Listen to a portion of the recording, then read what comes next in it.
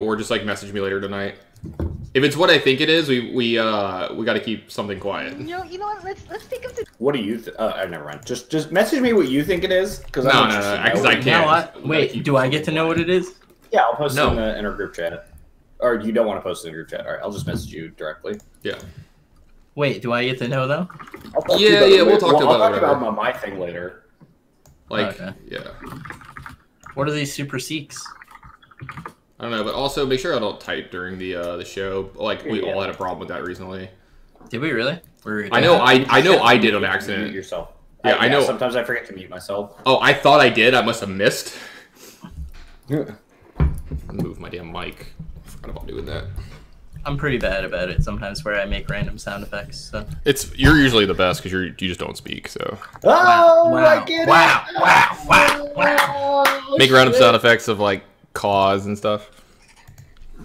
Well, that's what Brad's on the cast for. He's the comic relief, right? I did watch a video of I think it's Michael Keegan or whatever, and he's like it's a College Humor video, and he's applying for a role of superhero, and they're like, "What are you?" He's like, "I'm the Falcon," and they're like, "What do you do?" And he's like, "I can talk to birds," and he just makes a bunch of weird fucking screeches, and I lost my mind.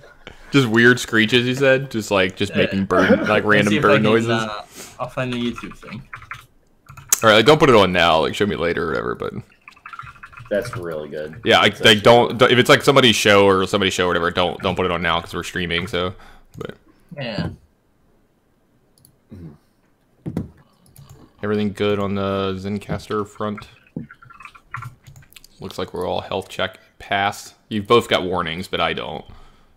Wow. Proceed Yeah, with that's caution. new. Yeah. Odd flex, but okay. God, please, come on. You're an adult. He is. Yeah, it looks like your storage is kind of low, so that means you'll probably have to clean stuff up at some point. It's probably what it's leading. Who's Brad? Yeah.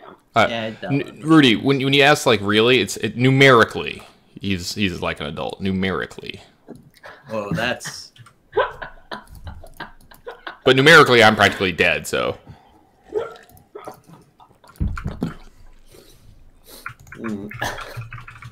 Dude, I tried. Oh. Oh man. change the title of this real quick. The Titleist. Let me change my title real quick. Titleist was the hat that I was wearing today. Don't you mean Tiltiest? Did I tell you? I told you that story, right? I posted it today in your chat. Did you miss that? Oh, about someone called. I saw you post that. My chat was going really fast today, and I don't know if you noticed, but I was like practically drunk during my draft today. I mean, my stream today. Like by drunk, I mean like I was just so tired and exhausted. I had no idea. I couldn't focus on more than one thing at once. And you could tell if I like started reading chat, I would make a mistake in my game every time. Like.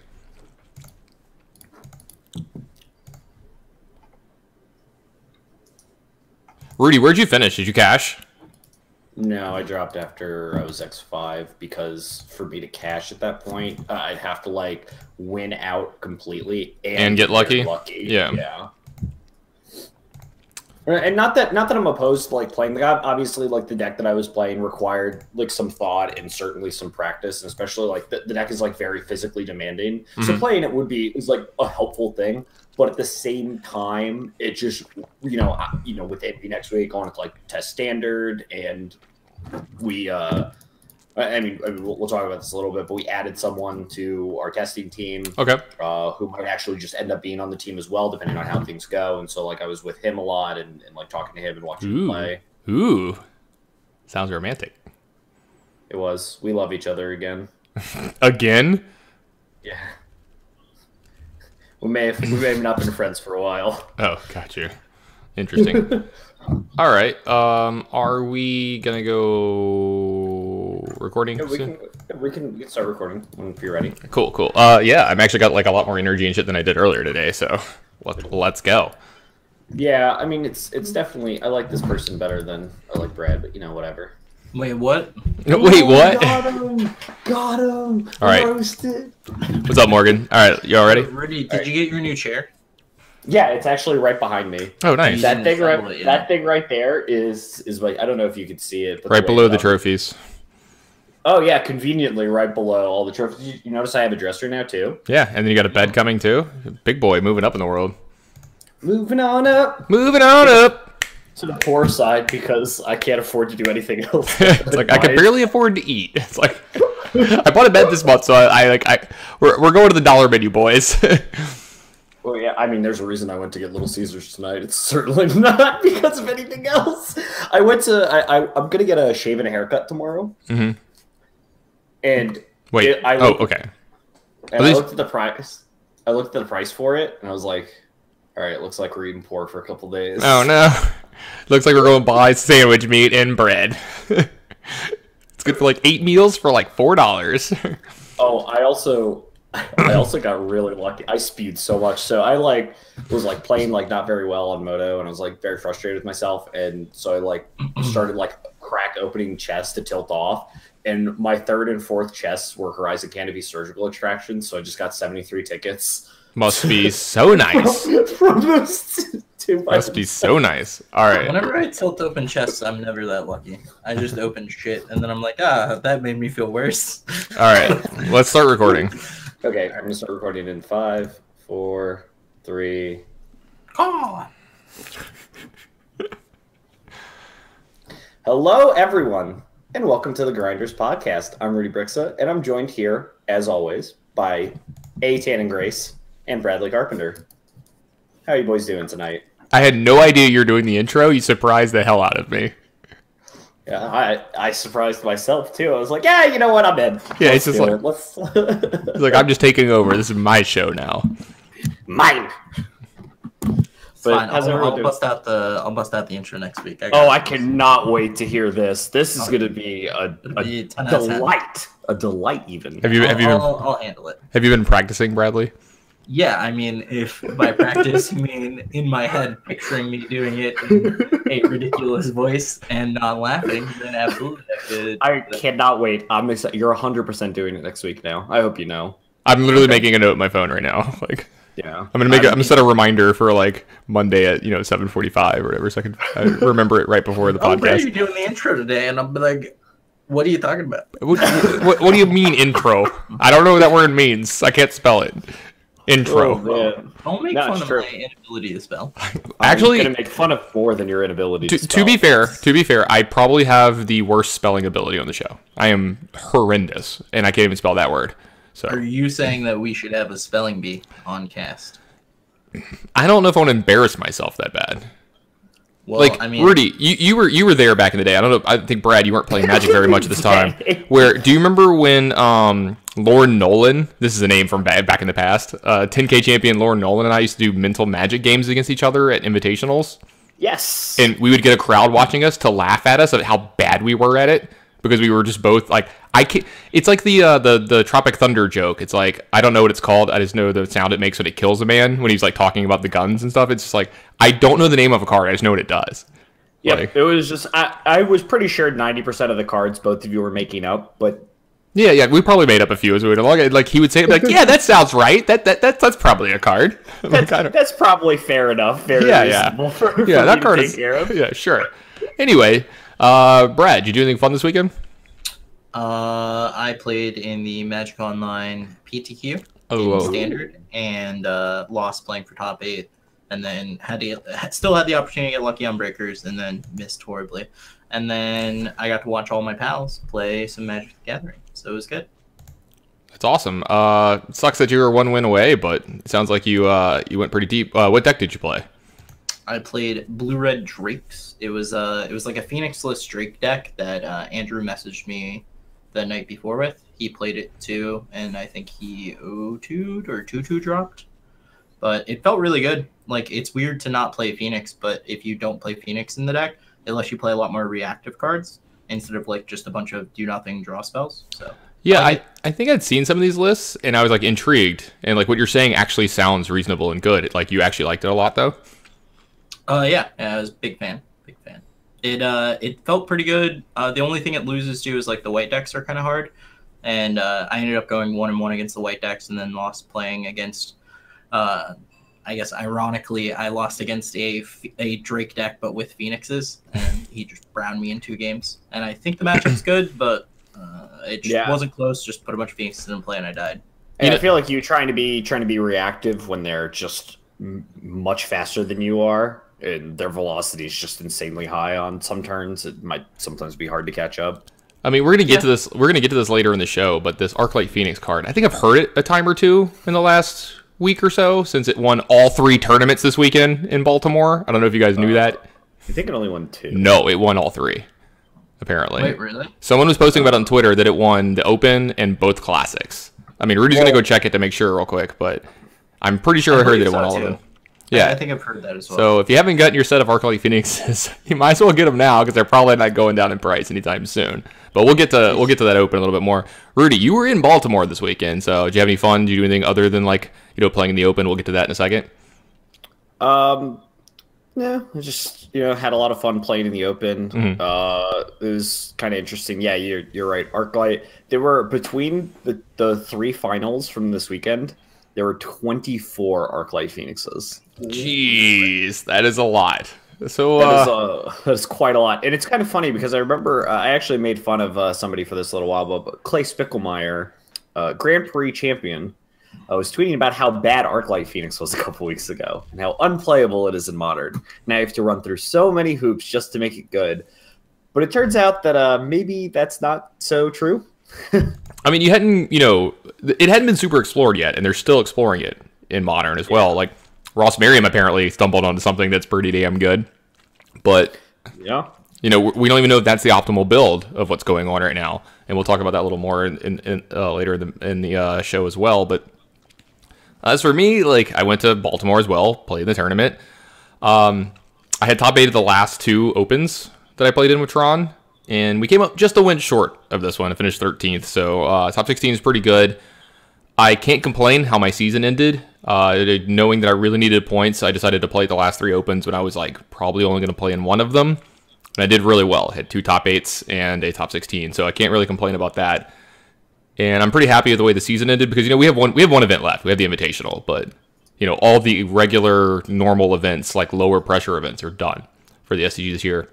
And I'm pretty happy where I finished for considering how many events I missed this year. So, yeah, all that was great. Ate some good food, hung out with a bunch of people this weekend. We did the BCW thing. I know you got to go to, you went to Philly Friday night. Yeah, I got to. So if you've ever played Overwatch and you're familiar with the Overwatch League, maybe you saw our episode with Uber Shouts talking about coverage. If you haven't, be sure to tune it in. It was very good. So if you're ever interested in maybe hearing some great ideas on how to improve our coverage from someone who does commentary for 100,000 people. Yeah, that show is still up on my YouTube, by the way. And it's pretty timeless. It's not a show where we're talking about a stale standard, event from months ago. So it's still up on my YouTube under just Tan and Grace. Anyway, continue. Yep. It's on SoundCloud too, and it's also pinned at the top. It's the only episode that's pinned. So it'll be really nice for you to go back and check out. But I got to go hang out with Uber and the Philadelphia Fusion for a little bit. They were doing a meet and greet. They were doing some signing stuff. I have a poster that's signed by the entire team, and I got to meet Elk. And if people don't know who Elk is, he was on the contender squad, which is right below Owl, and is also a big Magic player. He's from the New York area, and he's actually pretty big friends with Kevin Jones. Actually, that's awesome. Yeah, and what's really interesting is this guy's really smart. He built a program to play ad nauseum, and play ad nauseum quote unquote perfectly. Not just the computer that can play it, a computer that can play the deck proficiently, the way that they should be playing ad nauseum, because he figured out it's just all math. So the kid's very smart and just very good at Magic, but just has devoted his time to Overwatch and is now at the biggest stage in the world. So it was kind of cool to hang out and meet with people, and I decided to do that instead of hanging out in Baltimore. And it was a little bit of extra driving, and by a little bit I mean a lot. I spent 14 hours driving on Friday. Jesus. Oh, wow. You're a madman. You're a crazy person. What are you doing? No one else drives. I'm the only one who drives. That's not good. Yeah. Oh, I mean, I'm just very good at it, and I just can go forever. I for some reason don't believe that, but anyway, continue. What do you mean? Okay, so both Baltimore's, or all 3 Baltimore Opens that I've been to, and the Columbus Open. Oh, did you top 8 the driving thing? You were a top 8 driver competitor to those Opens? Can you be a top 8 if you're literally the only one doing it? Well, I mean, never mind. You would be the champion. Yeah, I'm just the champion at driving. I just think that's the way it is. But anyway, yeah, that was great. I really enjoyed doing that. It was a lot of fun. I know Tannen and I have a trip planned out to LA for next year to go watch one of the matches live, and we're really excited to go do that. And that's we're really waiting right now for the schedule for Overwatch League to come out so we can match it up with the Star City series for next year, and then this is the weekend we're going. Well, hopefully, like I can even go during the week if we have to, because I want to try to go on a day where we A, can both go, and B, both our like favorite teams are playing. Because I would, if they were playing each other, that would just be the dream, obviously. But you know, I don't know if we're gonna get that lucky, so we'll have to find out. But otherwise, I did get to play in SCG Baltimore this weekend as well. I 6-3'd into day 2, so I know, obviously, I decided to play KCI, stuck to my guns. I decided to play the deck. The deck was very good, but it is a lot different to play in paper than it is online. And I think this is actually something that has affected me in the past, too, and it's something that I don't really consider enough, is a lot of times when you play a deck on Magic Online, a lot of the triggers are stacked up for you. It's very clear. The screen is like very nice, very easy to look at. You can always look at somebody's graveyard, how many cards are in their hand, how many cards are in their deck. It's very easy for you to count a lot of stuff. It is a lot harder to do it in paper depending on the deck that you're playing. And this is something that I really wish I spent more time doing, which was trying to play the deck in paper. Because I feel like I missed a lot of things over the course of the tournament for no other reason than I just hadn't played it enough. Held the cards enough to be able to do it. Yeah, and I feel like I watched you play a tiny bit with the deck. I feel like maybe sometimes you play like a tiny bit too fast with the deck because you're used to playing it on Magic Online where you have to play it fast, because if you want to actually finish in time on Magic Online, you have to go at breakneck speed and stuff. And in real life, you can like shortcut a thing or two. And like, yeah, that's a thing that happens to people. Like you get in kind of like the rhythm of playing it online or whatever. Like Brad, I know that you've like been predominantly an online player like lately. Do you find that affects you in like real life when you play paper Magic? It hasn't affected me for playing like standard and stuff like that, but I definitely I actually felt it when I was playing Humans. I played Humans. I've never played it in real life, and then I played it in Grand Prix Detroit. Did you like miss some triggers and stuff or something? Yeah, like in the PTQ, I think I missed like an Aether Vial trigger. I think I missed like a Champion of the Parish trigger. Just stuff like that like Moto does for you. You don't really think about. I'm like, oh my god, I'm so bad, and just like, privileged from Moto that's like making me soft in real life. So I have this thing that I do before tournaments. If I'm gonna play a deck that I haven't played much, especially if I haven't played it on paper, but I've played it online. Like I did it when I played Humans in an Open earlier this year, and I had never played it on paper, but I played it through like a league or two online. I went and physically got the deck, and even if I can't play against someone, I would just like play turns physically with the deck to kind of get the muscle memory thing going. You know what I mean? Like making myself like do something before I drew my card. Making sure that like I'm always looking for Aether Vial kind of thing. Like it's a little thing, and other people might not need this. Like people hearing it like, I don't need to worry about that. Like that's fine. This is something I need, and I'm okay with admitting that. That's a big thing in Magic. It's like if there's if there's a way you can help yourself, like why not, right? No, absolutely. Like as Magic players, we tend to try to take shortcuts wherever we can, and being able to be practiced enough to take those shortcuts and do them correctly is important. Yeah, it's a really good point. There's like a thing with Bobble where you can't really put a die on top of your opponent's library or whatever to remind you. So, what did Ben do with the GP? He had the paper.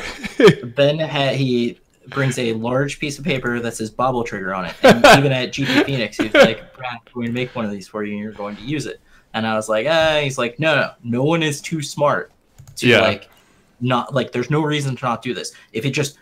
Even if it gives you, like a 0.001%, like just do it, because then you don't have to think about it.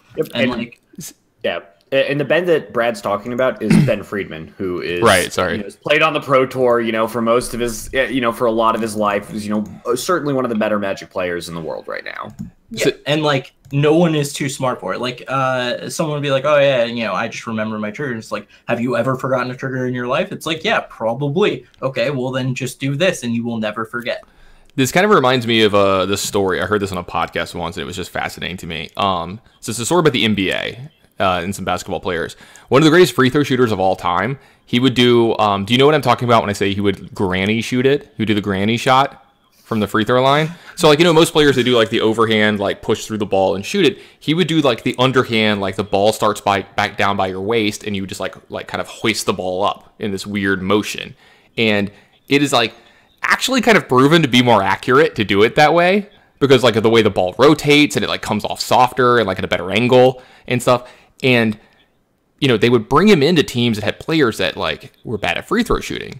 Like a generalization that's done in the NBA is big men. Like they're called big men, like the 7-footers, like the centers, like people like Shaq are not good free throw shooters. Like they're actively just bad at it.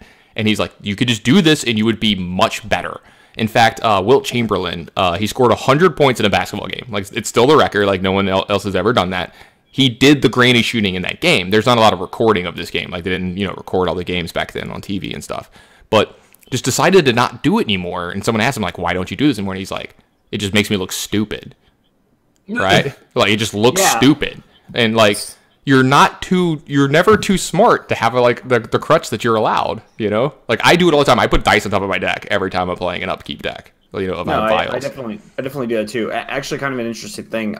There's a podcast called Revisionist History with Malcolm Gladwell. I think that's the one. I think that's the one that had this story. Yeah, literally, there's literally an episode. Yeah, there's literally an episode about that where it is just proven, just not even close. It's literally proven that underhanded shots are just much better for free throws. Yeah, by an extraordinarily like large percentage too.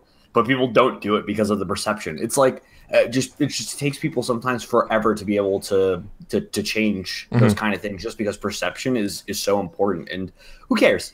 It's like obviously it's like who cares, right? But like at the same time, I understand what people's perceptions are, but you should worry about yourself and what you're doing and making sure that you're not going to miss anything. Like there's a reason that like some players are so good at that kind of thing is because they have all these reminders set in front of them already.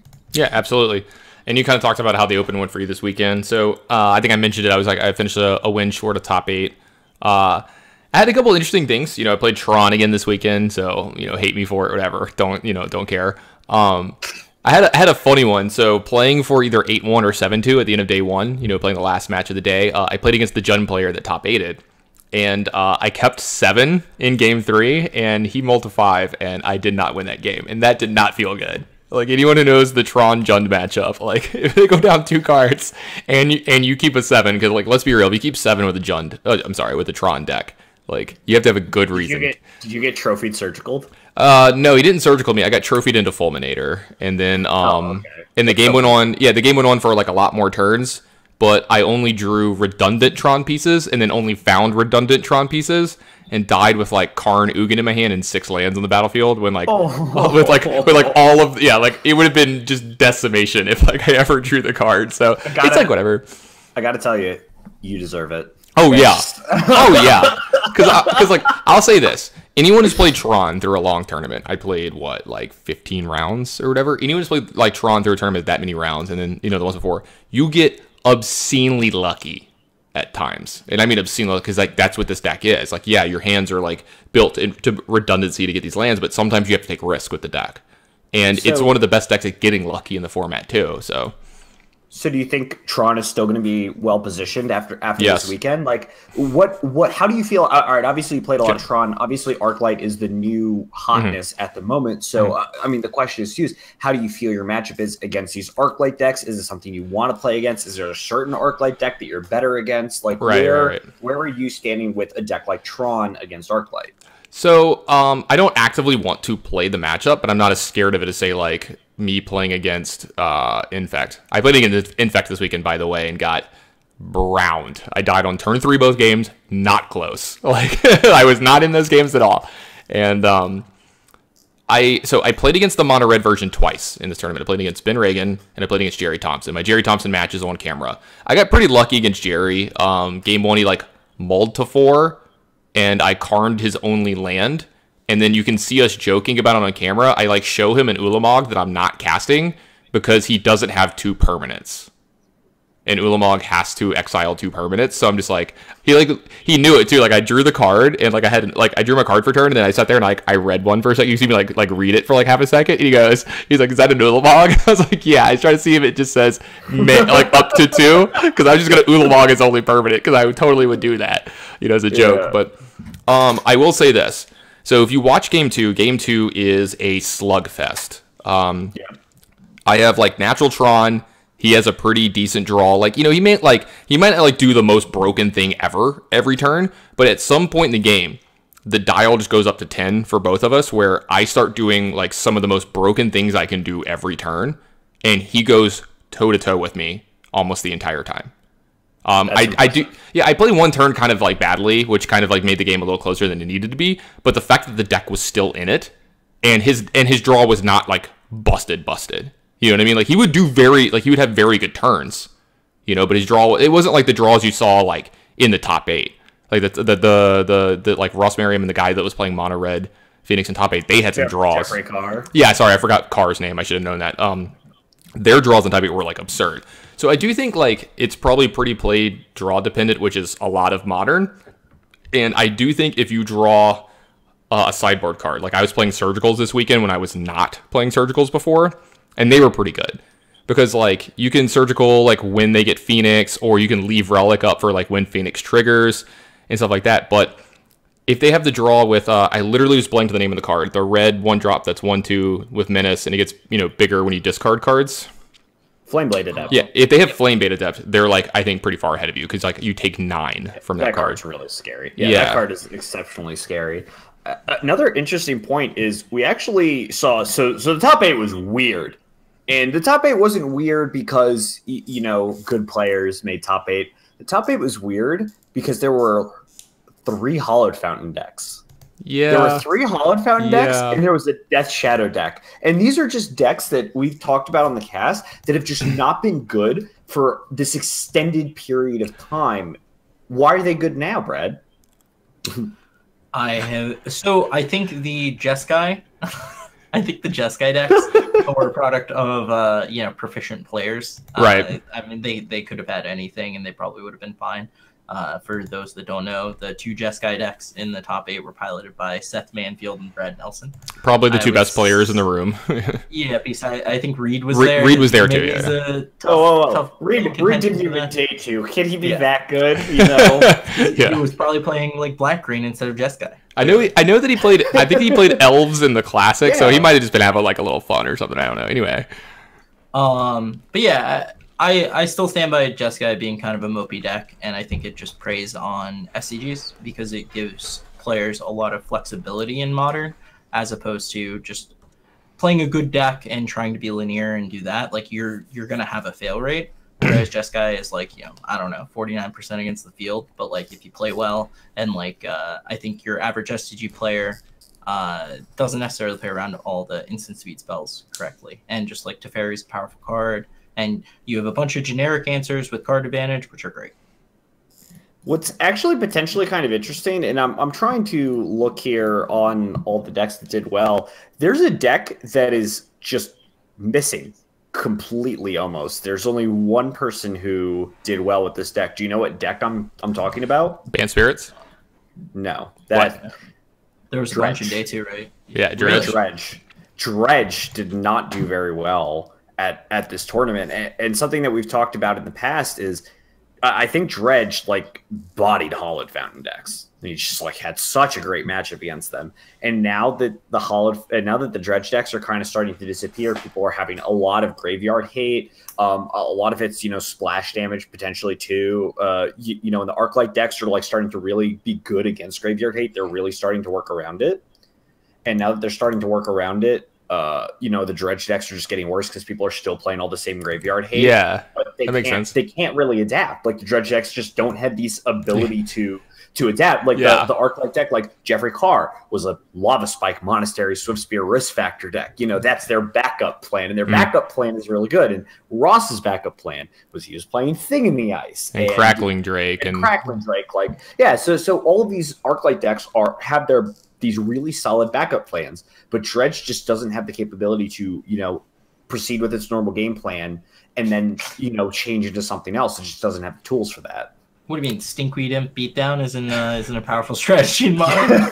I haven't really thought about that very much, but you know what? I still have some PTSD. Right. I still have some PTSD from it because that's how we lost our first finals this year. The one we played of Caleb Durward. He was like playing. Yeah, he was playing his dredge and like.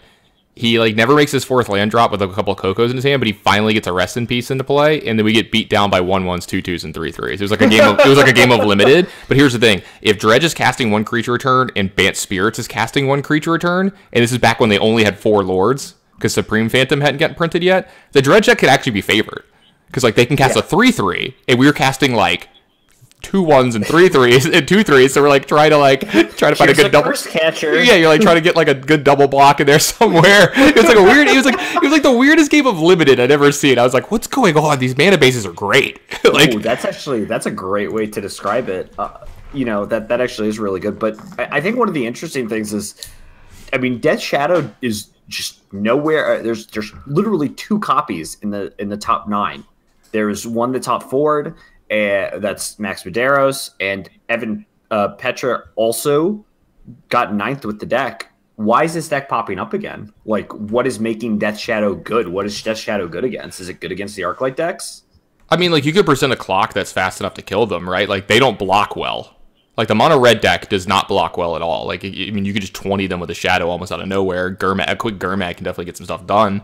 But I don't think the deck was ever, like, super bad. It's just the thing is, humans is starting to get less popular on the SCG tour. Like, I definitely saw a lot less humans, and that was a deck that like beat up Shadow a lot, and you lost a lot of points there. And so with that kind of taking a seat back, and like people playing Hollowed Fountain decks and stuff, like, you want to play a Hollowed Fountain deck? I would love to play against you with my Thoughtseize Stubborn Denial 1-mana threat deck. My Legacy deck versus your like 4-mana Cryptic Command deck. Like, let's go. You have Lightning Helix. I have a 9/9. Like, so I think that's like one of the definitely reasons that. Also, you just kind of seen like the Death Shadow aficionados, I guess you want to call them, like the people like Brandon Dalloway on Twitter who like, they're like, I'm going to play Death Shadow till I die, the kind of people. And they're like, hey, I swear it's actually in a decent spot. And like they're kind of pushing it forward and stuff. And it's hard to hate, like, to get away from the allure of that deck. Bradley can attest to this. I mean, the deck is insanely powerful when you play it. It's just a bunch of 1-mana cards that are all very good and powerful. Yeah. Brad, it's a legacy deck. Yeah, it's a legacy deck, yeah. So do you think it's good right now, Brad? Is this like a deck that you want to play? You're going to the Invitational next week, right? Me? Yeah. No, I'll be at the RPTQ. Oh, okay. Oh, so same kind of deal. You're still like working into Modern. Is Shadow a deck that you're thinking about bringing? Is it a deck that you're happy to bring, or is it a deck that you're like, I think this is the deck that I'm going to play the best in Modern. I'm going to bring this deck. I am not comfortable with the Phoenix matchup. I don't know how to fix that, or like maybe it's like an adjustment in play. But every time I play it, it just seems like they're like a turn faster than you, and you just like don't really have enough time to set up. Or you just like have to Leyline of the Void them, and even Leyline of the Void isn't like, it's okay, but it doesn't necessarily like win the game. They have alternate routes. Like if you have a Leyline of the Void and not like a fast clock, then like they're just gonna play a Phoenix and like some burn spells, and then you're gonna die. Yeah. Also, if you do like the medium setup, where you get yourself like pretty low to make like 5/5 and 6/6 Death Shadows, like you could just die at any point. Like they could just cast a Faithless Looting and you might die. Because you might just take 6 or 9 when you weren't expecting to. They might be like, Faithless Looting, pitch Phoenix, bolt you, Phoenix you, you're dead, kind of thing. So like that's kind of scary too. So absolutely. Looking over some of these other decks that did well, Ironworks is really starting to pop up. Infect is everywhere. Yeah, Infect boo. is Really? Boo. Everywhere. Yeah, there were, I think there were 4 copies. 1, 2, 3, 4. Yeah, there were 4 copies in the top 32 of this open. Do you like Infect, Brad? Do you think it's good? I haven't tried it. It seems rough with all of these Arclight decks with super cheap interaction. Like Gutshot is kind of scary. They can like outman. Like basically, if people are playing a ton of like cheap interaction, zero mana interaction does count. Like I don't know if that's necessarily what I want to be playing. It is nice when basically Infect's really good when the meta is a bunch of linear interactive decks or uninteractive decks. So like if KCI is really good, Storm's pretty good. Dredge, it's still good against Dredge. Yeah. I think Dredge is closer. Yeah, now. But still, yeah. Hardened Scales is a great matchup for you, I think. Tron, if you know, Tannins try to show up with Tron, you just brown them. Valakut is another deck that's just like pretty slow, and you kill them with your Infectors super quick. I think it's fine in that meta. I don't know if we're necessarily in that. It's really weird, right? Because we have this breakout deck in Modern, and I haven't played enough Modern yet to really know one, how to play against the deck perfectly, and I think everyone else can attest to that based on how these decks have been doing. We finally have a combination of cards where the deck can compete with the best decks, but people are still unfamiliar playing against it, so it has an advantage there, I think. And yeah, hopefully I can figure it out in the next couple days, but I wouldn't be surprised to see it still do well with just like a slightly better, more tuned build at the Envy, and people still struggling to play against it. Hard agree. Rudy, you're on mute. Yeah, I'm smart. All right. Big brain over here. So if you guys are trying to beat Arclight this weekend specifically, let's just pretend that's the only deck you want to beat. You want to beat Arclight this weekend. What are you playing to beat Arclight? See, like that's the go first. I was gonna say that's the hard part, right? Yes. I think something that has some graveyard interaction can't get run over right away. Like maybe something with like Path to Exile, Rest in Peace, Baneslayer Angel, like actual honest to God Baneslayer Angel, and just hope to God that you dodge Lightning Axe or whatever. Like so you think you want to play a Hallowed Fountain deck? I mean, no, I don't ever want to play a Hallowed Fountain deck, but I don't know, man. Like, it seems rough. I think if you can play something that can go toe-to-toe with it with speed as well and have some interaction for what they're doing, because here, let's be real. It's hard for that deck to play around Surgical Extraction if you're pressuring them at all, because like they have to do what they're trying to do. And yeah, they have draws that win other than Phoenix draws, but like it gives you this out and like this crutch against that exact draw where they're like, oh, they're counting on this card getting 3 to 6 damage in for like their plan, and they can't see it. It's not like a Rest in Peace in play, or it's not like there's a Relic in play that can stop them. They're like, all right, we'll have to pivot. You just have a Surgical in your hand, and like that's how I beat Ben Reagan. Is like I just had a Surgical in my hand, like did my thing, got to tap out for like Sylvan Scry, and he's like, play all these spells, put this thing in my yard. I'm like, all right, pay 2 life, Surgical it, and like it's like you time walk them, and that's how you beat that deck, in my opinion. It's gonna be like the first time Infect got good in Modern, right? It felt like the deck was like very, very good. We just needed to figure out how to play against it, and it took a little while. Yeah, I mean, looking at the deck, I would say it's like less powerful than Storm, right? Like it has a turn 3 where it puts like a 3/2 into play and maybe pressures you with some other stuff. It's a little more resilient than Storm, but like other than that, I think Storm is way more powerful and doing a lot of the same things. It's just hard. It's just a different axis to interact on, right? Yeah. Because like, well, I was gonna say Storm requires like a Electromancer / Baral, and like if you kill that, then like Storm kind of struggles a bit. So.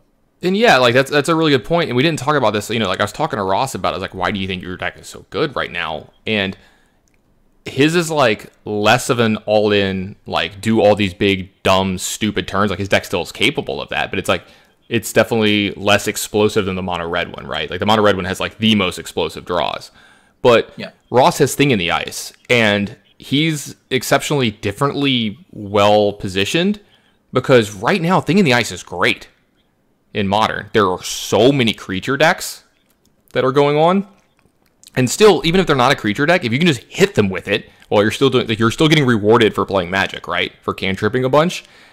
That like it's still not a bad card in some sense. Like I watched him have Thing in the Ice against Brad playing Jeskai, and it's just a 7/9 or whatever, like you just get to attack a ton. Yeah, I was actually gonna say like Ross, like if anyone who didn't actually watch the top 8 and wants to see like a very good long drawn out game and wants to know how good of like staying power Arclight has, like watch the game 1 of Brad versus Ross. It goes down to Ross having like 10 cards left in his deck, and like Brad has an active search for his Kanta for a while, and like Ross literally runs him out of cards. Like, yeah, it was a clinic. It was awesome. Yeah, very certainly well played by Ross, and a well deserved win. Absolutely. I'm kind of scared to play a creature deck. I think, this weekend. Yeah. Especially with Arclight on the rise. Like, the Arclight deck interacts, but it's not just like this weird Jeskai deck where you're just kind of like leveraging your removal to, give yourself time. You're utilizing all this removal and all your setup to put a bunch of pressure in play too. So you're not just like keeping the board clear from like shitty creatures, you're also applying a lot of pressure as well. Yeah, it attacks on like multiple fronts, does things at different angles while still like churning through the deck. So like you're almost like, I feel like a lot of the games the deck loses is where it like gets a tiny bit unlucky. It sees like 20 cards in the first 4 or 5 turns and it finds maybe a Phoenix.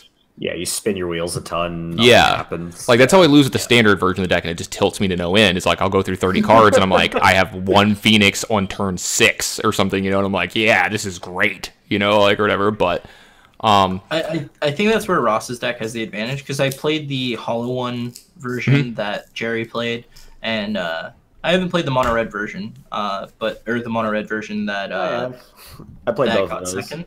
Yeah. But it seems like the blue spells just give you a lot more consistency. And like, holy shit, when you Thought Scour yourself and like put a Phoenix in the yard, it just feels so good. There's a funny moment from this weekend. So Ross gave Harlan Fuhr a lot of credit for like, helping him bounce ideas off the deck. Like it was his idea to put like a Swift Spear or 2 in the deck just to give it like that another extra angle of attack. Like something that is a very small commitment, like a 1-mana spell at some point in time in the game where while you're doing your other game plan is still like pressuring your opponent. You know what I mean? Like it's that extra little piece of pressure that while you're still cantripping and stuff can still pressure your opponent and like get their life total low, that Phoenixes are more relevant.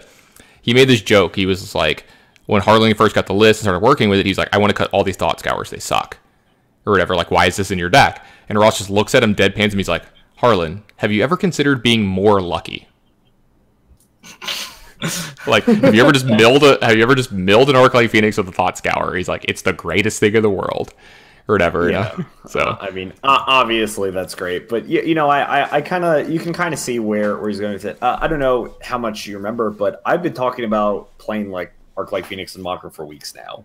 Yeah. Long time ago, I was on the Mono Red version with Steamkin. I tried the Burn version too. Well, that card sucks, but first off, Runaway Red won the Modern Classic. So first off, how dare you? How dare you? How dare you? Because it won. But it had Soulscar Mage, which is kind of interesting. Kind of reminds me of Swift Spear in like a many way, but like giving you like a little bit of a different kind of game plan, which is kind of interesting. But one of the other really interesting notes is one of the things that I found out is a lot of my lists had 2 Swift Spear in it. And I wrote about this, but you want 2 Swift Spear because sometimes it just kills your opponent, and it's also very good against other combo decks. When you're trying to race somebody, there's nothing better than Monastery Swift Spear. If you watch the finals this weekend, Jeff Carr in a lot of games went Mountain Swift Spear, attack you for 1, go, untap, 12U. Go. Yeah, and like that's what I was saying. That's what I was saying earlier on the Tron side of it. Anytime they played like a 1-drop, even if it was just Monastery Swift Spear, I feel like I'm not favored. Because I know that I'm taking somewhere between 4 and 9 damage from this one card. Yeah, it's absurd. It's just, and I think it's just because Manamorphose is just probably the best card in the deck. It just like lets you do all these really crazy that card's things. stupid. That card's not okay. okay. Let's ban it. Dude, like, okay, the mana cards in Modern, like, we could talk about this later, but, like, they're not okay. Like, Faithless Looting is not okay, Manamorphose is not okay, and, like, we're seeing that. And the longer the game goes on, the more broken they are going to be in Modern. Like, otherwise you just restrict design space too much, and, like, they can't do that for Standard. It kind of reminds me a lot of Birthing Pod, for example, because I was talking with somebody this weekend about like all the different cards you could potentially unban, and someone's like, "Well, why not Birthing Pod? Abraid's in the format now. There's a lot of cards that seem like it would be pretty line up pretty well. Sorcerer's Spyglass is another card that never existed before. I'm sure there's another bunch of cards that I'm forgetting. Obviously, like." Meddling Mage, Kitesail Freebooter, Spell Queller, all these cards, could potentially line up well against that deck. But they're just so many creatures, and they're just going to print better and better and better and better and better creatures as time goes on. So the only thing that a Birthing Pod deck can do is become better. And if it's already one of the best decks, and you can't print anything that makes it worse, then it's just like one of those decks that eventually there's you just can't have it in the format. Can we just imagine the consistency of turn 1 like Birds, turn 2 Devoted Druid, like Simian Spirit Guide, Birthing Pod, kill you? Yeah, that sounds insane. Like, and like, why is Simian Spirit Guide a card? Like, let's. So, we talked about it a little bit earlier, and we talked about decks that, like, I kind of mentioned Bant Spirits. I saw that deck everywhere this weekend and never got to play against it, which was kind of sad because I do like my matchup against that deck. And I do still think that deck is a good choice for next weekend. I really, really do. I do think that a fundamental change might have to happen in the deck, and that Remorseful Cleric has to find its way into the 75, and maybe more than one of them. Oh, yeah. I think that's certainly going to be a good card. Again, this is something that I'm also kind of aware. I was legitimately considering playing Bant Spirits. Please don't let the Enlightened Master hear that. But I was considering he's playing listening. it. I'm sure he is. I'm sure he's like, just like jumping around his room. Dear Diary, he said that he would play Bant Spirits. He finally said it today. So I was looking at, but I'm just looking at all these decks and just like, I think Phoenix just like beats the crap out of it. I think Jeskai is like reasonably good against it. I think, Jund in Ironworks and, Colorless Eldrazi and Tron and Infect and Hardened Scales. And all of these decks that I'm looking at look like they line up pretty well against like everything that Bant Spirits is trying to do. So that to me is like kind of scary when people are all playing these decks that just end up lining well against what your initial strategy is kind of trying to do. That makes me very concerned to play a deck like that. And I think, I'm going to continue on my path. I don't want to interact in Modern as much as possible. I'm going to try to play decks that don't do that. And I think, Spirits is just a deck that, despite not interacting, it still, just interacts. Yeah, and to kind of expound on the Tron thing from earlier, 2 seconds, Brad, sorry, is like that's the thing I'm a little worried about, like playing Tron going forward. And I don't know if I have time to really like play something else super proficiently, because I leave for the Invitational like in 3 days, leaving Thursday, 3 days after this. So the thing is like my deck is traditionally very bad at interacting in the first 3 turns of a game. Besides, like unless I have the nuts, I can do something good on turn 3, and that might not be good enough against the Phoenix decks. So I might play a lot of Surgicals. Anyway, sorry, Brad. No, I was gonna say I was kind of in the camp that Bant Spirits was very, very good, and after playing it against Arclight a decent bit the past like week or two, it's just like I'm not comfortable enough with the matchup, and like Thing in the Ice is like kind of addicting, and yeah. Weirdly, I think the meta might shift to where like Bant Spirits is not a very great choice at the moment. Yeah, and like I'm not sure. I think your cyber cards are great. There's some good cards in your deck. Queller's a good card, but that's a good card regardless of the shell. Stony Silence, Rest in Peace are very much the same thing. Night of Autumn is also very good. Do you know what deck I actually think might be very good? And I'm going to bring up a point that's going to like make me sound stupid in a second, but I think the Devoted Druid Vizier of Remedies deck might be very good because it's, a turn 3 combo deck and it's like fairly consistent and it lets you play Company and Court of Calling just the same. And if you played, the green-white version, you could splash blue and then you'd have access to to Queller and Unified Will just the same and Reflector Mage just the same as, the Spirits deck does, but you're this combo deck too. So you're able to like kind of just win games out of nowhere, which is kind of nice while still being like, this kind of reasonable-ish creature deck. An interesting note. Kyle Boggums, Tyler Hill, and Stu Parnes drove together to an RPTQ, and I'm pretty sure he said they all played the same 75 of Bant Spirits, and all 3 of them qualified. I think the deck is still good. I mean, it's got a good clock.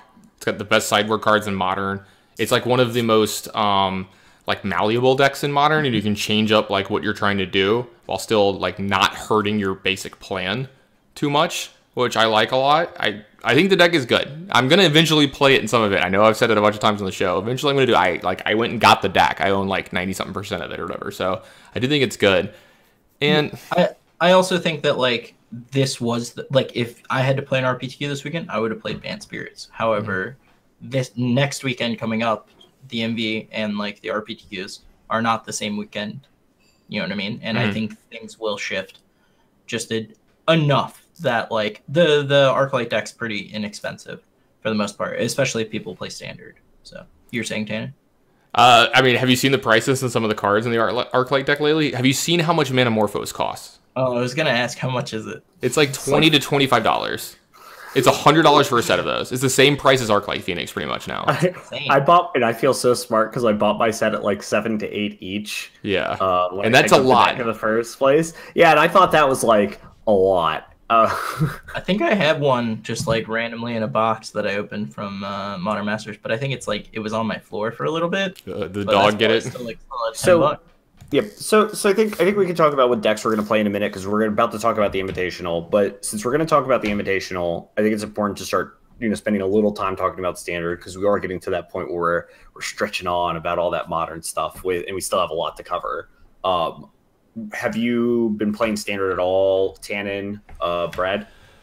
So I know Brad's been playing a ton, at least in the last couple of weeks, right? He's been streaming a bunch, and he definitely plays more than I do. I have been playing it a little more lately, and I think that's what I'm going to focus on mostly for the next like 2 days straight, as much as I can. Like I'll probably play a ton on Magic Arena, and I'll probably get a couple leagues in on Magic Online because like there's the question of the competition being I think it's just known that the competition on average is going to be a little harder on Magic Online. It's more of representative of like what you're going to experience at a REL competitive tournament.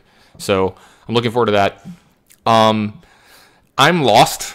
Like I think it's the easiest way to put it. So I liked the Arclight Phoenix decks a lot when I first started playing them because I like mopey, funky blue-red decks. Like just look at what I've played in the past. Look at what I play in Legacy a lot. I like that kind of deck. I think the deck's inconsistent at times. It's obvious some cards are very, very powerful. I'm not sure what's right. I've liked the Golgari decks. They are really mopey. I mean, you literally just play a creature every turn, so that's like whatever, but I do think there's a lot of play to them. I do think the people who are good with it are very good at Magic and understand something that I don't understand, possibly, so I'm not sure about my matchups there. If I were to play the deck, I would probably just, like, watch Misplaced Ginger's, like, last 3 streams, and then, like, bribe him to send me a sideboard guide, and just, like, hope. Sub to him. Or I could sub to him, yeah, like, that's what I meant. I was going to just send him the $5, because, like, I was like, I would probably be, like, making a decision, like, flying to there, because I'll probably bring, like, a couple standard decks, and be like, hey, man, just, like, email it to me, and I'll just send you $5 or whatever. And then, so there's those. I think Jeskai good. Like, I really do. I have no idea how to build that deck. Like small amount of creatures, lots of creatures, 2 Niv Mizzet, 4 Niv Mizzet, because what really gets me excited when I think about the deck is playing Treasure Map and Niv Mizzet together with a bunch of spells. And I think that's great, but I am scared to death of playing Treasure Map and drawing multiple Niv Mizzets against a deck that has lots of 1 and 2 drops, and I'm just going to die before any of that happens. So I'm scared of that. I think that deck's very powerful. Niv Mizzet is the best card in Standard, I think. It's like the most powerful card, and you can like turbo Niv Mizzet. That sounds great. I've been messing around with the mono red control deck. I streamed it a little bit today. That deck looks nice. I haven't played a ton of sideboarded games. Theorizing about it after playing some of the main deck games, I like the deck a lot. There's definitely something to be said about like people misinterpreting the matchup for the first turn or two, and like not understanding exactly what they should be doing. I do think that Direfleet Daredevil is a hell of a Magic card right now. Like just the list of cards that I've brought out of my opponent's yard. I killed somebody by Direfleet Daredeving a heroic reinforcements today. That was awesome. That's a nice one. Yeah, that was awesome. Yeah. I've opted today. I just played it in one game to like, present a bigger threat and took away some jumpstart cards from my opponent, which is like can be pretty big in spots. So I don't know. Like I'm just hoping that I put a positive record up. Like if you could lock me in for like 6-2, which is like a really good record. If you could lock me in for 5-3, I might just accept it in Standard. Yeah. I don't. So my problem with the Jeskai control deck is twofold. One, Niv Mizzet is obviously incredible, and when your deck is rolling along, the deck, is wonderful. You have every answer, but the problem is like you have to play Treasure Map to try and increase some of that consistency, and your mana is so bad with Jeskai. It's just, I mean, we talk about Black Green, and Black Green has a garbage mana base, actual garbage, but somehow, I think that the Jeskai mana base is even worse. It's somehow even worse. And every time I try to play with it, it's just so many awkward things. You have so many awkward turns where you have to end up taking damage somewhere down the line, and that really hurts you. And I think that even though Niv Mizzet's very good, I think the deck might not be that great. And I think just Niv Mizzet's just so powerful that it just ends up carrying. It just doesn't matter the shell that you put around it. That makes sense. Like, I kind of agree with you too. Like, every time I play black green, I'm like, I'm playing a 2-color deck. Why can't I cast any of my spells? What the hell is going on? Kind of thing. But Brad, do you disagree with anything that we've said? Hard agree on anything? So I agree that Niv Mizzet is a powerful Magic card. However, I think black green is kind of mopey. It did win Grand Prix Shizuoka and the standard portion, right? And it also won the Magic Online PTQ. I still don't know if it's like, I think it's like the safe choice if you want to like do fine. But personally, I've really liked the Steam Vents decks. That's basically all I've been playing. And I don't know. I think if I was playing in the Invitational this weekend, I was a genius, going into this PTQ this weekend. And, I was like, all right, I need to develop some cutting edge technology. So I messaged Andrew and he sent me a list. And, I played that in the PTQ. I played it a couple leagues the night before. It's basically like, I think it's the best shell for Niv Mizzet, right? Because you can play a bunch of dive downs because you have these powerful Drakes. And then you also have Niv Mizzet to close out the game. And you have a bunch of early interactions, so you don't necessarily get ran over. And you have 8 Drakes. So anytime anyone tries to like play super aggressive stuff, you should keep jamming Drakes over and over again. And then your sideboard plan, you have Treasure Map and stuff like that. So you can shift into a control deck. You also have Search for Azcanta main, which is pretty nice. It really helps for like on like turn, I guess it would be turn 6, you can flip the Azcanta and then play Niv Mizzet and then dive down it too. And then if you untap, you don't have like Radical and Idea and Goblin Electromancer to necessarily like win you the game right there. But between Drakes and Niv Mizzet, you can generally close out the games. And I've liked the deck a lot. My big issue is I think I accidentally muted myself. I think Playcrafter is really good right now. I think it's exceptional against the Jeskai decks, and I actually think it's pretty good against the Drakes decks, as is, Eldest Reborn, obviously, on the exact same thread that Playcrafter is good. Eldest Reborn also is not the worst kind of thing, although it's a little too expensive for my taste. I think the Mulder Hulk version of Black-Green might be really good, because that's really good at just kind of presenting a lot of threats over and over again, which is pretty good against Jeskai and the Drake stack. I'm not sure how it lines up in the mirror. I don't really have a lot of experience with it, but I think I'm going to play it a little bit, see how I feel about it, because that might be a deck that I'm interested in looking into for the Invitational, especially because Jeskai and Steam Vents is going to be extraordinarily popular. It's just picking up in popularity as time goes on, and it's a deck that grinders might lean onto because the deck just does super powerful things. So I think I'm going to look into that a little bit as well. I wonder how good that deck is. I think it's good. I think it's really good, but never know. Did you see what deck was the runner-up at the Japanese Grand Prix? I did not. I think it was Jeskai. It was green-white tokens. Is this a deck that should even be on anyone's radar? Really? I mean, I think green. Oh yeah, I probably should, right? Because I don't know. Green white tokens is one of those decks that every time I look at it, it's doing well, and then every time I play with it and play against it, it looks so bad. It just looks like so mopey and kind of like disjointed, and just doing a lot of like stuff that's not great.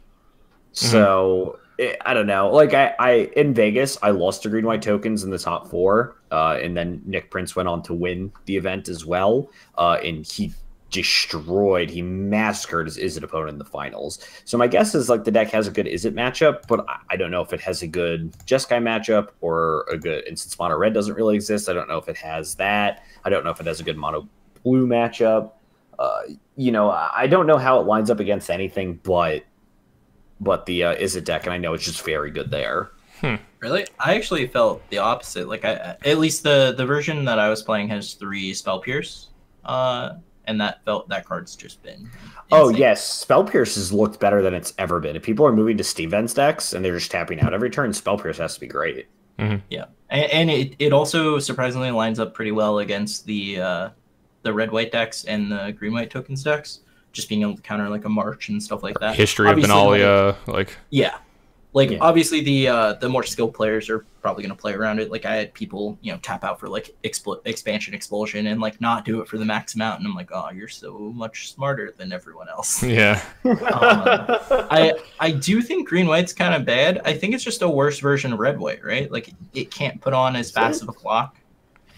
Right, you trade out a faster clock for a little more Beef and resiliency, like yeah. But I think you're still gonna get browned by like the like green black decks, right? Like you have less of a chance of going under the green black decks. well, that's Yes. always assuming that they understand the matchup too. Like I found that from the green black side, like if the green black player doesn't know that they need to trade resources as much as possible at first, like if they like hold back at all, that they can lose the match. Like I started doing a lot better against the token decks when I realized that, like, they'd have 2 1-1s and I'd have a 3-2, and like sometimes I'd be like, I didn't want to trade my 3-2, but like you should always trade your 3-2. Like you should always attack into these 2 1-1s because it's just you need to get their stuff off the board as much as possible. You need to keep them from going super wide because then you can't win.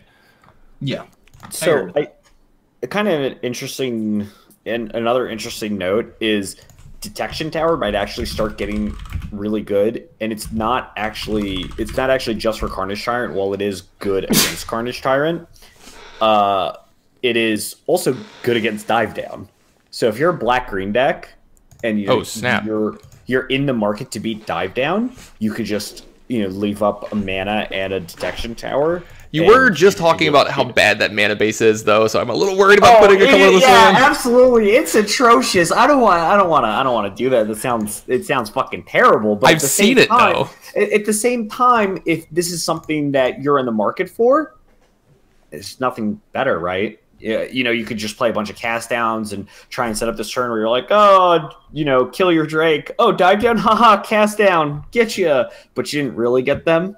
Where if you have Detection Tower, dive down just does nothing. It's just a card that's rotted in their hand while you have everything. It's still a lot of mana. Like you have to pay a mana to activate it or something, right? And then also have the card to get. Like, oh man. I'm not saying it's great. I'm not saying that it's great. What I am saying is that this is something that is starting to pop up in Standard, right? Dive Down is a card that all the Drake decks are playing, and Carnage Tyrant is kind of important in the green-black mirror. And so a card like Detection Tower, while being kind of bad in your very intense mana, deck, that it still might be just like kind of like a nice card. If you kind of treat it as a spell, kind of like how we treat Wasteland and Delver as a spell, kind of think Detection Tower like that. No, I mean that makes sense. I'm still scared to put that card in my deck. Like let's not cut any corners here. I'm not gonna beat around the bush. I'm still scared shitless of putting that card in my deck. And they're just gonna put a they're just gonna put a freaking Hollowed Fountain into play, and I'm gonna be like, yep. I'm gonna be like, I got this freaking colorless land in my deck. But I mean, it's a thing. And so all I'm hearing is that there's no clear best deck. There's no clear best strategy. We have some decks that we think are very, very good, but then like these other decks that we're like, oh, we're not sure that one's really good, are putting up good results too. Standard's great. Yeah. Like Standard's awesome. And I think you're going to hear that a lot at the Invitationals. A lot of the players like, could we just play 16 rounds of Standard instead of just 8 rounds of Standard? And you hear a lot of people hear about how great it was. Because my last Invitational, sorry, I let a little cough there. My last Invitational that I played in, the Standard portion left a sour taste in my mouth. I played against the same deck every round. I just played against red-black every round. Wow. I would have loved that. I just love red-black mirrors. Yeah. I must have been in the minority. Yeah, it's not definitely fun, not though. For everyone. What? No, it is. I just Standard's great. You can play so many different decks, and a lot of people are maybe feeling a little overwhelmed because Standard changes so much from week to week in the sense that you need to be able to maneuver through all the different new decks, all the different sideboard technology, certain cards that you're really interested in playing in your main deck that are going to be good from different cards from week to week. Ravenous Super Copper might be very good as a 4 of in your green black deck one week, and the next week you're only going to want to play 2 because there's so many there's not enough targets. You need more room in your deck somewhere. And I think for a lot of people that might be overwhelming because I've heard a lot of people say that they don't like the Standard format, but I think it's just really good. It just requires you to put in some work. Into Standard every week. You hit it there. I think you do hear some people saying maybe they don't like it, and I think one of the the complaints people have is that they're having to put in more work than they did in the past because the format's not solved right away, and there isn't just a best deck that they can just lean onto and then prey on the people who are just either too stubborn like me or just too dumb like me to play that deck. You know, so yeah, it's set up so that way it constantly evolves, and like there's only like 5 different color combinations or whatever, maybe 7 or 8, but like not only that, but then there's just so many levels, and like you can't just play the deck that won the tournament 2 weeks ago. Like you need to pay attention to what cards are being played. Like Lava Coil might not be good, day 1, but it's great day, or week like 4 or whatever. And like Rudy was saying with like Ravenous Chupacabra and like, just look at the Jeskai decks, how they've evolved. Like Azur's Gateway, like haven't seen that one in a while. Yeah, won a Grand Prix and then was never seen again. Yeah. So all right. Brad, the invitational's tomorrow. What are you sleeving up? I gotta get my flight. Shit. I'm sleeving up a boarding pass. No, what are we doing? I would play green black. I think is the safe choice. It feels so bad, but it's like it's so consistent and like it just does its thing. So green black. Obviously the cards are incredibly interchangeable. At this point, there is no. I don't think we'll see stock decks in this format anymore. So that some form of Steam Vents deck, probably something playing Drakes. I really like those decks. They felt really good, and I think I would probably still play white decks, like the white-red deck. I think we're moving closer and closer to more people playing Steam Vents decks, and like the green-black matchup isn't the worst. So I would play one of those 3 decks. Everything else sucks. Did you say your modern deck? I think I missed. Yeah, you're playing the Invitational. Sorry. Yeah. Oh yeah. So one of those 3 decks. It's your first time. This is I am not even qualified for this Invitational, Rudy. Way to make fun of me. Wow, how are you not qualified? I barely play, and I've still managed to be qualified for everyone for the last like 2 years. I needed probably one more open, and I think I would have done it. But I only played in 1 open, so shame on me. But modern portion, I would play Amulet Titan because Will Pulliam is a very, very smart man, and I trust him. I would play that, Grixis Death Shadow, or maybe Bant Spirits. I don't really know. That's probably my 3rd choice. Rudy, go. If I'm playing Standard, I'm either going to be playing Arclight Phoenix or I guess I'd be playing green black, and I'm not really happy about that. But I think for sure I'm playing. I would want to play. I'm playing Steam Vents, and if I'm playing Modern, I'm probably also playing Steam Vents. I'm gonna have to go buy more Steam Vents so I can play multiple Steam Vents without having to switch back and forth. But if you do that, you have to play the new Steam Vents in your standard deck and the older Steam Vents in your modern deck. Just so you know, that's the rule. I'm not Rich Tannen. I don't know. I don't know what you're on. You could just ask me. I have like 14. Oh, sweet. Wow. Can you bring me some older Steam Vents then? That's such a weird flex, but okay. But okay. Weird flex, but okay. But I think I'm either going to play Ross's deck or I'm going to play KCI again. KCI is like extraordinarily powerful. It's very resilient, very resistant to hate, and now that I've played it a little more in paper, now I feel a lot more comfortable with it. So I might be playing one of those 2 decks. Those are just the 4 decks that I'm considering at the moment. If I had to play tomorrow, I would probably play green black just because I think it's the deck that I would probably like understand what's going on the most of, since I haven't like super immersed myself in the format yet. And I think that's like probably what I would play the best, I guess, I think is the way to put it. That, or probably if there is a good aggro deck, I would just probably do that because like it's why people think they like, you hear people say like, oh, just play mono red. It's like the easy mindless deck. That's not necessarily true. That deck is actually generally harder to play than most people give it credit for. But your role is almost always 100% defined. And that's just something else you don't have to figure out in the game. And so like any training wheels when I don't understand a format is preferable and just preferred. Modern, let's be real. I'm going to cast my boy. Preferable and preferred? Yeah. And let's be real and Tron. I'm probably tapping 3 lands and putting old Daddy Karn into play and then dying the next turn. So Hopefully people are trying to kill me with Arclight Phoenix and not Glistener Elf. So I can at least compete with one of those. So maybe you'll get to race the turn 3 not dead but take 1,000,000 damage as opposed to the turn 3 oh I'm just dead. Yeah, the turn 4 cast Ugin and pray, like just cross your fingers, like don't have anything else, like kind of thing. But yeah, so all right, I got another question. The Invitational just happened. It's Sunday. Brad, you just went on the hottest streak of your life, and you won the Invitational. Yes. What token are you making? A spirit. Like a 1/1 flying spirit? Yeah, Lingering Souls.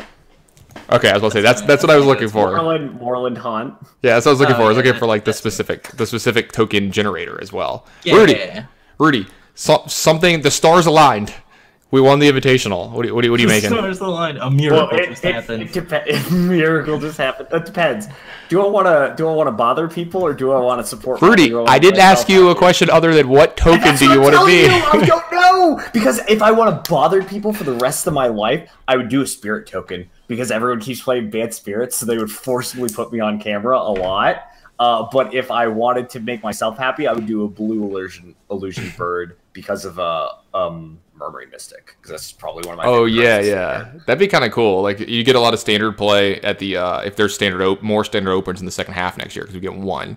Yeah, that'd be great if there were standard opens or a standard team event. All of these would be great.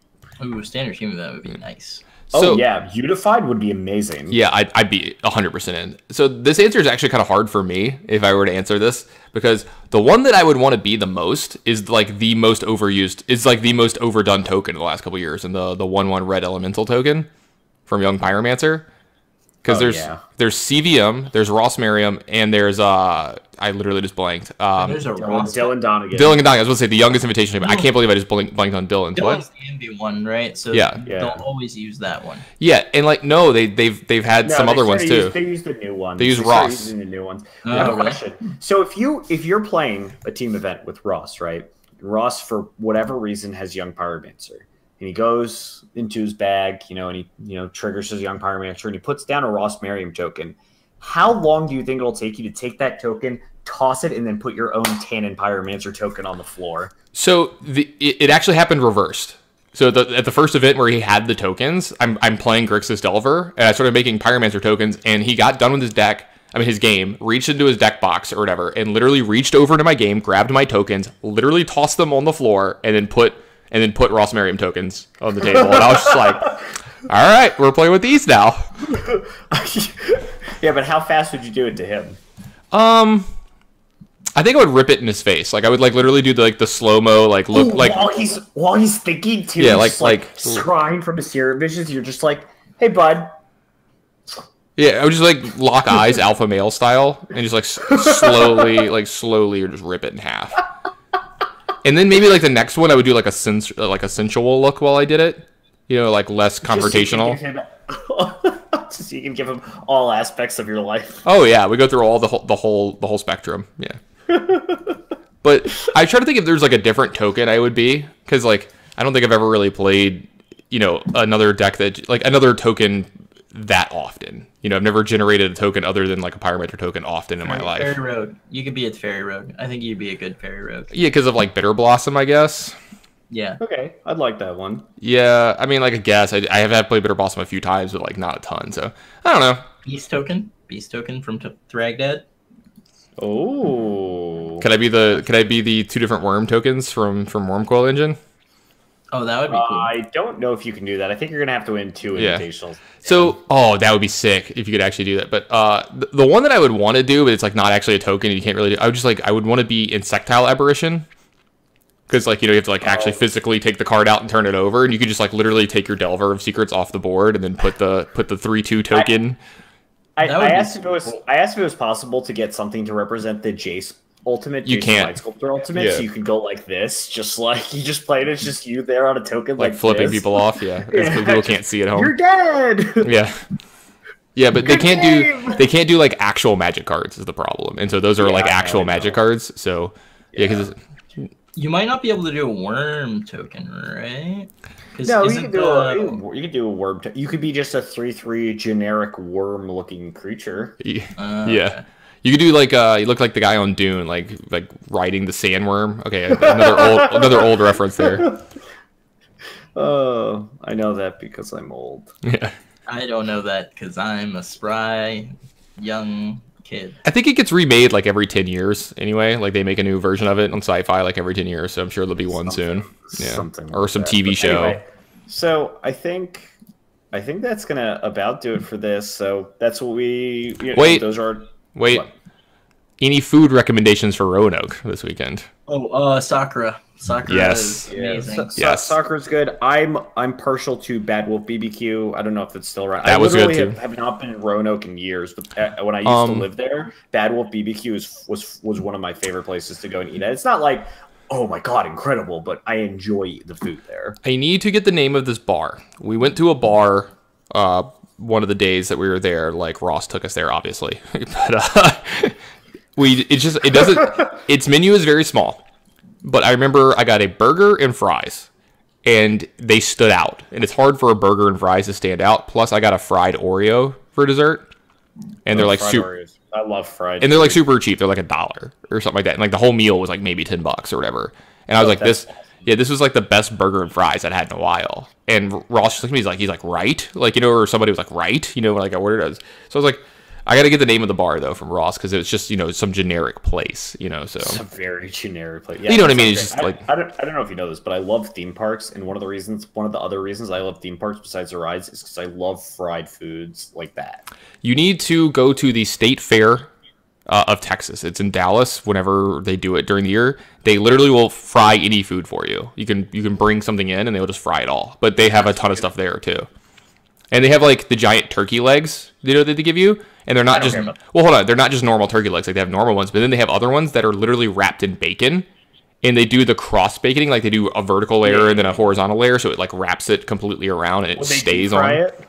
Yeah, they have deep fried ones too. They will deep fry anything for you to eat. I suddenly really want to eat funnel cake. You haven't had a funnel cake? I just really want to eat some funnel cake right now. Okay. Oh yeah, okay. We're talking about I will tell you this. The weirdest thing I've ever had deep fried is Kool-Aid. That is like the powder? Sort of. How do you deep fry? Yeah, I'm confused. Hold on, I'm gonna look up what the recipe was because I've eaten this before and it is wild. There's like you can make donuts and then fry those. My dog is named after a donut, technically, so. Your dog is adorable. Yeah. But yeah, I think basically what it is you just like put the powder into like the dough and then you fry it.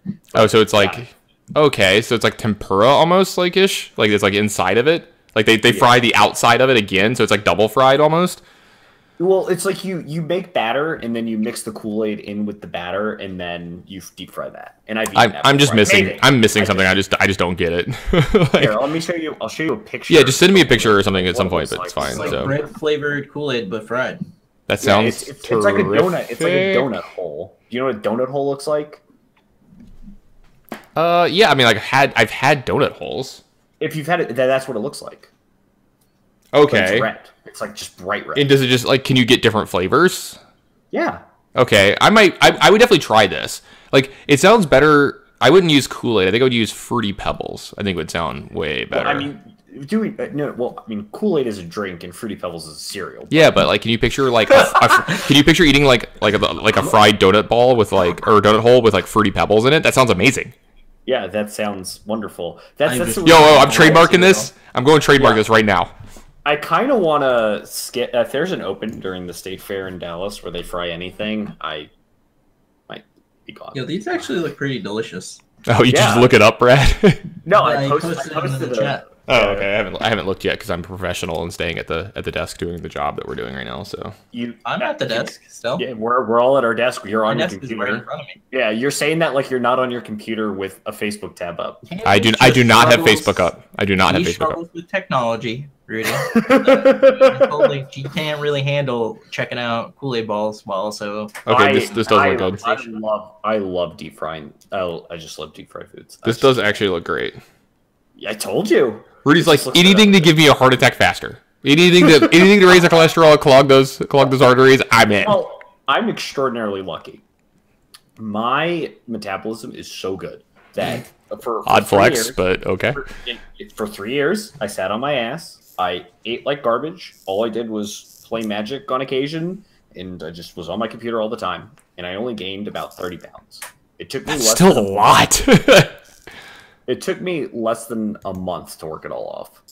Yeah, good genetics. Good genetics, I guess. Yeah. Good genetics. I mean, no, but I mean that's still like pretty good for 3 years to only gain 30 pounds in 3 years. Yo, I'm like really hungry. Essentially inactive. I'm really hungry now, by the way. Thanks a lot.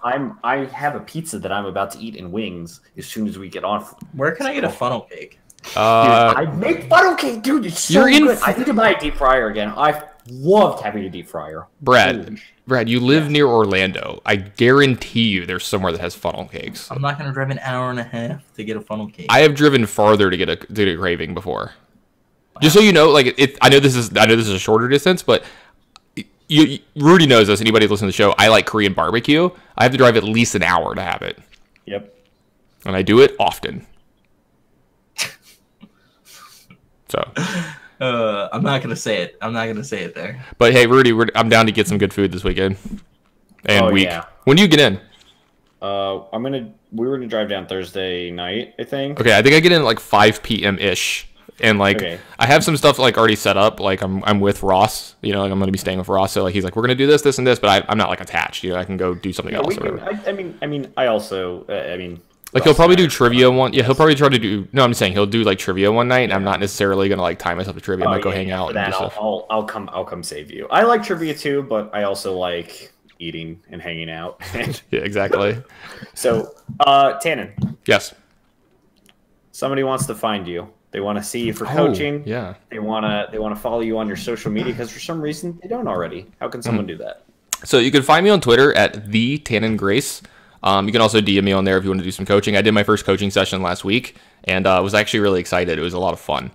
We did like a really cool play to win a game where it involved us like spell quelling our own spell after they tried to counter it, and then we got to like block, so our spell queller died and the spell resolved and allowed us to like swing back for lethal on the turn back because it was a Bant Spirit's Mirror. So it was like really sweet, and seeing that play was like a lot of fun. If you want to find me on Twitch, it's just TannenGrace. I stream pretty damn often. Thursday through Sunday, I won't be streaming, obviously, because I'm going to be in Roanoke, Virginia, doing the Invitational, but you can follow me on there.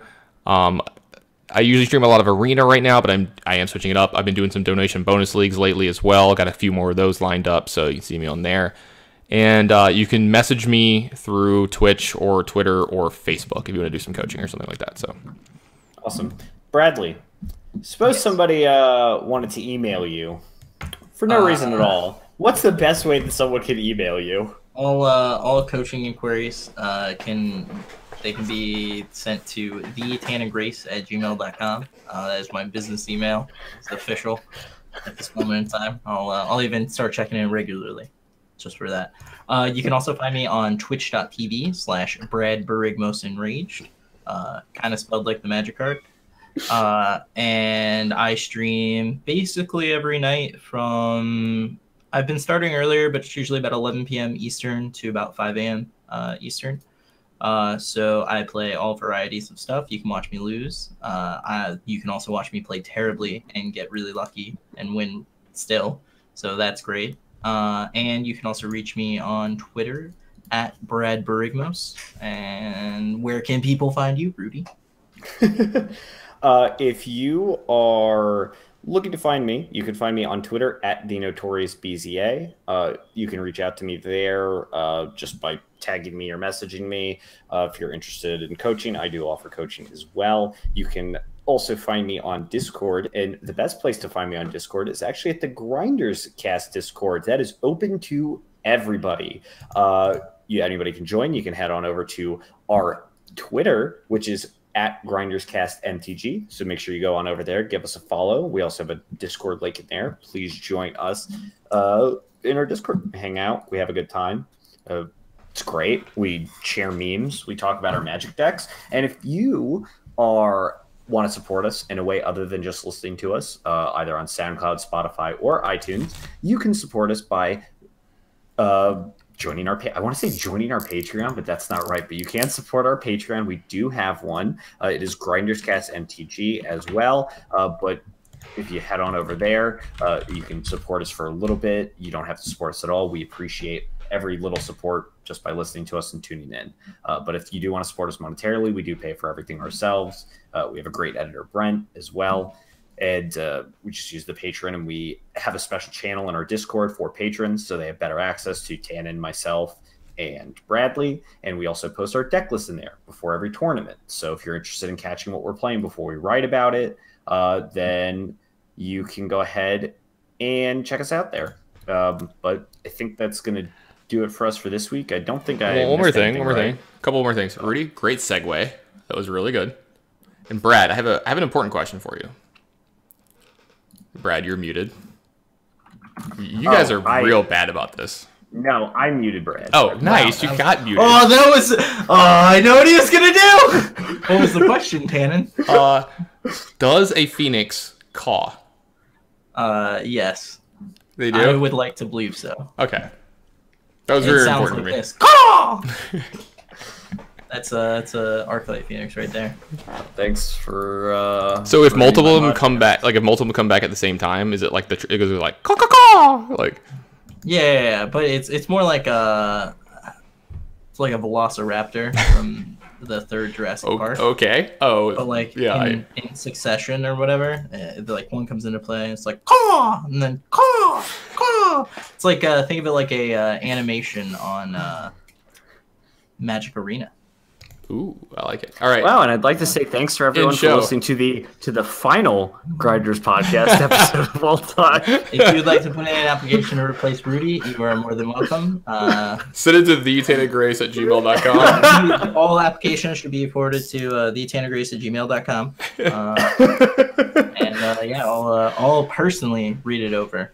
But thank you, everyone. We'll have an episode. We will have an episode next week following the Invitational. I think we might only have 2 episodes for the rest of the month. We are going to have a resolutions episode where we're not really going to talk too much about Magic, but we are going to talk about what happened to us over the year, things that we liked, things that we didn't like, and what our plans are for the year following. So, yo, that episode sounds great. That's such a good idea, Rudy. Yeah, I'm glad I thought of it. And Tana did it all. But that'll do it for us for this week. Thanks for tuning in, and we'll catch everyone next time. Peace. Peace. That was fun. Yeah, that was fun. God damn it. That was a good save. He was going to mute the cough. Oh, I know he was. Got like 6 in. I was ready. I was on top of it. I was going to end the cast. Oh, I know he was doing it. All right. That's good. Who are we hosting? Dude, Show is playing Magic? Wow. Who? It's like a Hearthstone streamer. I know. What is my favorite Magic card and why? My favorite Magic card of all time is probably Stoneforge Mystic. I just love that card. I love the gameplay with it. I just love everything that it does. Stoneforge Mystic has never felt, overly, I guess, broken to me, although obviously the card is exceptionally powerful. It's just always felt like there's a lot of fun play with it, and there's a lot of room to maneuver. So that's my favorite card. No way, Brian. I had no idea your favorite card was Champion of the Parish. Oh, Brian Masoko! Champion of the Parish is your favorite card? Holy shit! I bet you Tannen's Delver of Secrets. If I had to say one, it's probably Delver of Secrets, yeah. Oh, I knew it. Thought Scour is pretty high up there. Restoration Angel, Snapcaster Mage. Like, just a lot of tempo cards. Domri Naya. Mine is Domri Rod. Paper Savant, I think. Oh, did you see the artwork for Domri Rod got revealed today? I did. I love Domri Rod. Tem is probably like my second favorite card. I love that card so much. Wait, are they reprinting it or are they just? They're not reprinting it. But yeah. Domri and Kaya are the two of the three. Domri, Kaya, and Dovinbon are the 3 planeswalkers in the next set, and they're all supposed to be Agents of Bolas. I'm not sure about Dovin, but Kaya and Domri are both Agents of Bolas. Mm-hmm. Something like that. Who we hosting, bros? Hold on one second. Let me see who's up. Someone say Broy? I could just host the newly married Caleb Durwood. Yeah, let's do that. Yeah, go for it. Ooh, host Tannen is streaming. Host him. He's a good friend of mine. Okay. Okay. All right, boys. Everybody, thanks for watching tonight. Really appreciate it. See you all at the same time next week if you only watch for the podcast. Otherwise, follow the channel and you can watch me bumble around in Magic and stuff too. Ooh, my second choice would be Yama Killer for what it's worth. What is Yama Killer doing? He's playing Modern. Where is he? Like, how many people does he have? 7. All right, should I just host that guy? I don't care. It's up to you. I like Yama. Yeah, let's look him up. Let's look him up. He's great. He like won a PTQ and stuff. Actually, hold on. Support. Jake's doing it well as well, like first FNM, but we've hosted him a bunch. Let's do Yama Killer. You see he's got 7? Where is he? In here. I don't even see Jake online. Yeah, there we go. Oh, there he is. Found him. All right, everybody. Thanks for watching. Thanks for tuning in. Thanks for chilling. Catch you next time. Well, Brad can't get on just yet. He'll get on in a little while. All right. Yeah, probably like an hour or 2. Bye, everybody. Peace. I think it's like pretty good.